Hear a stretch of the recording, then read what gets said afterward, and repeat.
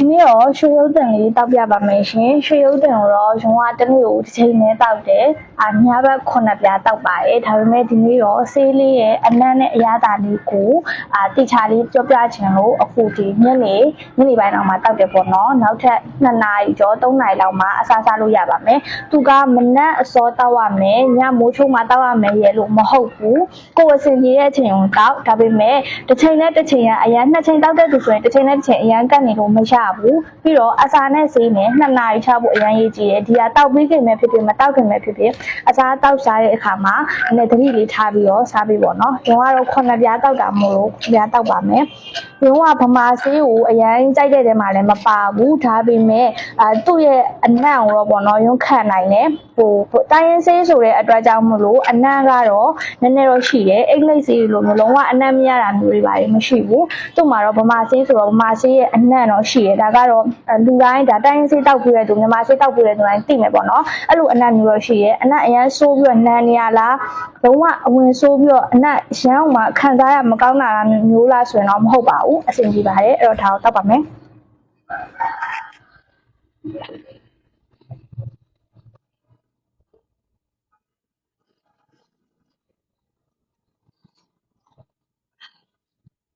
တို့တောက်ရင်တော့ရေများများနဲ့တောက်ပေးဖို့လိုရယ်ပြီးလို့ရှိရင်ဒီဆေးကိုတောက်ပြီးဝိုင်းလဲတနေ့ကုန်ရေကိုများများတောက်ပေးဖို့လိုတယ်အနည်းဆုံးတော့2လီတာတောက်ပါဆေးတောက်တဲ့အခါမှာတော့ဒီလိုမျိုးရေတစ်ခွက်ပေါ့နော်ရေတစ်ခွက်နဲ့တောက်ဖို့လိုအပ်ပါတယ်အဝင်အားကြတော့သူကချင်းစော်ကားသီးနဲ့ပြုလုပ်ထားတာဖြစ်တဲ့ကြောင့်မို့နည်းနည်းလေးချင်းပြုံးဖြစ်တယ်ဗမာဆေးကိုမကြိုက်ဘူးဆိုတဲ့သူတွေတိုင်းရင်းဆေးကိုမကြိုက်ဘူးဆိုတဲ့သူတွေတောင်မှတောက်လို့အဆင်ပြေတယ်အဝင်မဆိုးဘူးပါဇက်ထဲမှာအရန်နန်သွားတာမျိုးတွေပါလည်းမရှိဘူးခါတက်ကြီးဖြစ်သွားတာမျိုးလေကြောင်းနဲ့ရောက်မှအနှံ့ပြန်တက်လာတာမျိုးအဲ့လိုမျိုးတွေတကယ်မရှိဘူးဒါကလုံးဝ honest review ပါပေါ့နော်ဘာလို့လဲဆိုတော့ရုံးကိုယ်တိုင်ကဗမာဆေးတောက်ရတာတစ်စက်ကလေးမှမကြိုက်ဘူးဗမာဆေးတော်တော်များများအနှံ့အရန်ဆိုးတယ်ဝင်ဆိုးတယ်လေကြောင်းနဲ့ရောက်ပြီးတော့မှအနံ့ဆိုးကြီးနဲ့အန်ဂျင်ဒလိုလိုမျိုးဖြစ်တယ်အနံ့မကောင်းနိုင်ဖြစ်တယ်ပေါ့နော်ဒါပေမဲ့ဒါကကြတော့အဲ့လိုမျိုးမကြိုက်တဲ့သူတော်မှတောက်လို့ရတဲ့အနေအထားမှာရှိရဲ့အနံ့ကိုအရသာကိုအဲ့တိုင်းမှာချင်းစော်ကားတိပါတဲ့အတွက်ကြောင့်မို့နည်းနည်းလေးတော့ချင်းပြုံးလေးဖြစ်တယ်